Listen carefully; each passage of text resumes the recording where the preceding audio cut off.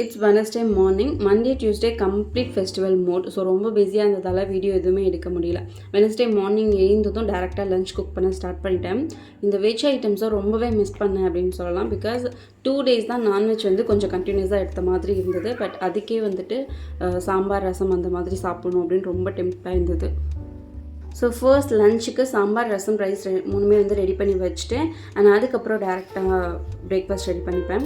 And previous day wash பண்ண vessel எல்லாமே எடுத்து வைக்கவே இல்லை, அப்படியே வச்சுட்டு தூங்கிட்டேன். ஸோ மார்னிங் எழுந்ததும் இந்த ஒர்க்லாம் பண்ணிவிட்டு சைட் பை சைட் வெசல் எல்லாமே அந்தந்த பிளேஸில் அரேஞ்ச் பண்ணி வச்சுட்ருந்தேன். பிரேக்ஃபாஸ்ட்டுக்கு குருமா தான் ரெடி பண்ணியிருந்தேன். இந்த குருமா இட்லிக்கு ரொம்பவே சூப்பராக இருக்கும் தோசை கம்பேர் பண்ணும்போது. ஸோ இட்லியும் ஊற்றி வச்சுட்டு கூடவே கொஞ்சமாக ஸ்வீட் பணியாரம் கார பணியாரமும் ரெடி பண்ணி வச்சுட்டேன்.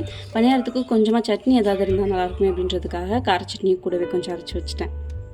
பிரேக்ஃபாஸ்ட் சாப்பிட்டு முடிச்சதுக்கப்புறம் ஒரு மாதிரி ஸ்வீட் கிரேவிங்ஸ் இருந்துகிட்டே இருந்தது. ஸோ வீட்டில் பப்பாயா இருந்ததால் அதுவும் கொஞ்சம் கட் பண்ணி எடுத்துக்கிட்டேன்.